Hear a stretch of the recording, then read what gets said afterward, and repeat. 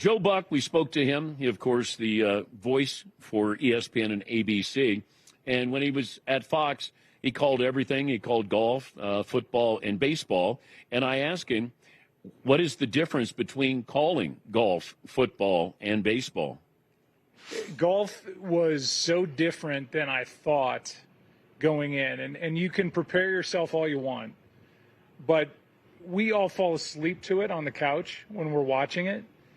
When you're sitting in that chair, it's why I have so much respect for Jim, for Mike, for Dan, for all the guys that do it regularly, because it happens so fast. Because you're not watching any of it with your own eyes, like live. It's all on monitor.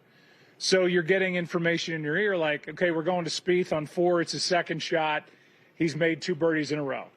And so you do like broadcast news. Let's go to Spieth on 4. It's his second shot. He's made 2 birdies in a row.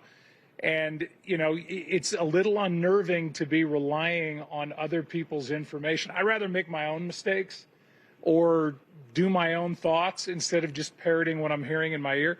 So long-winded way of saying baseball, football, way easier, way slower than you would think compared to golf.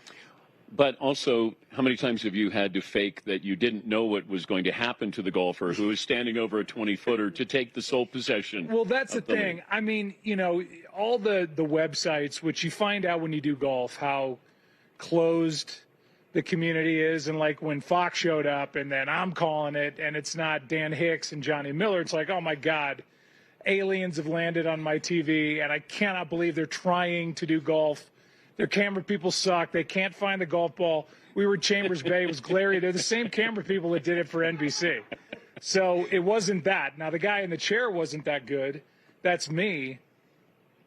But you have to – what you realize is if you're going to have a TV event and try and build any drama whatsoever, you can't just do live shot, live shot, live shot, live shot. You have to hold stuff to make it build a narrative – to where the thing is going. And it takes a while to get into that too. There's I can see on my laptop that a guy just made birdie, but it's not on the scoreboard I'm looking at.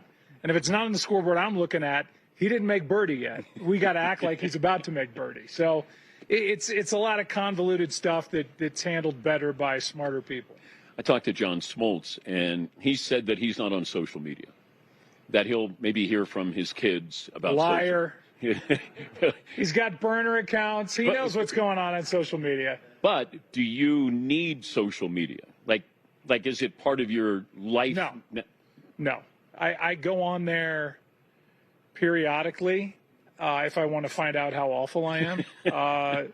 If I'm feeling good about myself, I go on social media, and then that just brings me back down. But when did this start, though? When did this start? Where you just for me or for humans? For you. Well, I think, I'm kind of uniquely positioned by being the World Series guy and the postseason baseball guy from the advent of social media to now. Now, I haven't done it in 4 years, so I'm out. But I think when you do the World Series and every game is done by local TV announcers, I mean, you can watch it. You could put Cardinals and Cubs series. You put Boog Sciambi's call of a Cubs home run, and then Boog Sciambi's call of a Cardinal home run, and it's night and day. It's yay us, boo them. That's the way you're supposed to do it. He does it for the Cubs. And I think when you show up and now you're getting excited for both teams, the fan bases are like, why is this guy excited that the Red Sox guy just hit a home run? He sucks. He hates my team. And so add social media into it, and it just kind of becomes a thing. I go to therapists for it. I suck my thumb again because of it. But yeah, I mean, you just have to realize, and I told Joe Davis when he took over for me, and he and I have had long talks about it, you just have to be willing to put up with that, knowing that that's just part of the job. I'm talking to Joe Buck. I'm not on it, but I always say to the Danettes, I said, if you guys read something that keeps me honest, great. Yeah. But I don't need to hear 10 people say you're great and the 11th person to say, why don't you retire? That's the one you remember. Yes. You just scroll right through the nice ones, and you go right to the mean person. Well, I read fan mail from the bottom up. Because if it says sincerely, chances are it probably started nice. But Right. if it said, hate you or F you, and okay, no need to go up top and read it. No, and I'm pretty much to the point where I won't open it if there's no return address on it, because most of the time they want something sent back. Yeah. But, I mean, I'm not sitting here complaining about it. I really am not. I've kind of put that in its own box, and I kind of laugh at it a little bit. And to be honest with you, when you leave it, you know, you have to retire or die for people to say you were ever any good. And so I haven't died yet, but I've retired from baseball. And then I did one Yankee game at the beginning of the year, and it's like becomes viral where, oh, Joe Buck's doing baseball again, thank God. But I was like, where the hell were you people for 24 years? So it's just, it is what it is, and you have to just kind of take it. When did we get to the point where we had to fill all of the time with voices? When you do play-by-play, and then you have a color analyst, and then maybe another color analyst. And if you go back and listen to, you know, yesteryear, there was breathing, and it was almost treating you as if, hey, I'm talking to you, and we don't need to be, you know, you and your wife can sometimes sit and not talk. A lot. But at dinner, on the couch. Yeah, we've got 7-year-old twins. But everybody, it just feels like it's wall to wall. Yeah, I agree. And I think it should be really the reverse. Because, and I say this to broadcast students all the time, like, don't be afraid to not talk. I think that little voice in your head is telling you, if I don't say something here, the audience thinks I don't know what to say. Yeah. And it's that insecurity. And I think insecurity breeds over talking. I could make the case that with the advancements that have been made in audio, there really is no more dead air. Dead air doesn't exist anymore. If I don't talk, you're going to hear, you know, whoever, Aaron Rodgers calling signals out at the line of scrimmage, or just good natural sound, or just the sound of a crowd enjoying a game. And that's really the beauty of baseball, kind of that hum that happens underneath. And I always tried to do the game like that. You know, I tried to pick my spots. I realize I'm not doing radio. I don't need to talk. I don't need to go, hey, here's a 2-1 pitch. So-and-so rears back, lets it fly, swinging a ground ball to short. Jeter goes in the hole, backhanded stop, long throw, bounces it to first, dug out by the first baseman, 2 out. I can just go Jeter to his right, 2 out. That's how I always tried to do a game. Because that's how I would want to listen to it. But my favorite announcer of all time is somebody that most people don't know. It's Ray Scott, because my dad used to work with him. But he was economical.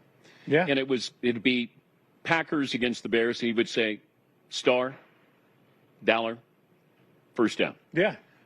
And I love the cadence to it, because it just felt like he respected me as a football fan. Yeah, but you got to realize that we're old. I'm the same way. And, you know, that's not the way of 2025. And that doesn't make it right, wrong, or indifferent. But when Pat Summerall and John Madden left, and now all of a sudden it's me, Troy, and Chris Collinsworth, I took the bait of trying to be Pat Summerall. And I go back and I listen to myself in the early 2000s, and I'm like, yuck, man, I hate that, because I'm doing the Montana, Rice, touchdown. And then Madden, it was beautiful because Madden was bouncing off the walls, and then Pat was the straight man and just hit the notes and just let you enjoy it for what it was. But I took that bait. I never really tried to be my dad. I did take a lot of cues from him, and a lot of the pacing was the same. But I fell into the trap of trying to be Pat, and I realized, looking back at it, there's only one Pat. You crushed me when your father was dying, and you used to go to the hospital, I believe, and read to your father. Yeah. What were you reading to your dad when he was dying? You know, basically the sports page. You know, I wasn't reading poetry. He was at a time in his life before he got sick, right before he got sick, where he was writing a lot of it. And one of the results of that was the poem that he read at Busch Stadium after 9/11. So he was always in this mode at the end of his life. He was a Depression-era kid. He was a World War II vet who got shot in Germany. He was in Paris when the war ended and saw de Gaulle speak. I mean, he lived a life, and at the end of his life, I think he knew the end was coming. He was very retrospective. He was writing a lot of poetry. He was watching a lot of war documentaries, and he was just kind of. It wasn't the sports Jack Buck anymore. It was. So I would read the sports page. I would read, little excerpts out of a book that he was reading before he went into the hospital. But he was at the point where he was incapacitated. He had a trach, so he couldn't really talk. I mean, it was Shakespearean. It was this guy with this great voice, great mind. His mind was there to the end, but he couldn't speak, and he had to mouth everything to me. And so going there every day, I would try to find off times because I have 7 brothers and sisters, 1 full, 6 half, and everybody was coming in different shifts. But I tried to find all the off times because I just wanted it to be the two of us. And I've told the story a million times, and I'm not going to drone on about, saying my goodbyes to him the night before he died, when I knew they were going to pull all the equipment and all the respirator and everything out of him. But I did a Cardinal game that night, and I was driving by the hospital, and, he hadn't passed away yet, and my family had all left. And I went up to see him and said a couple things in his ear and kissed him goodbye, and he had passed away before I got to the car. And so they had pulled the TV down by his head when I was doing it. It was a Cardinals-Angels game, and Darryl Kyle was going to die that same week. Mike Scioscia was amazing, pushing a game back. It was a crazy time. But he was listening to me doing the game, and I think he was waiting for me to come say goodbye. At least my narcissistic life thinks that.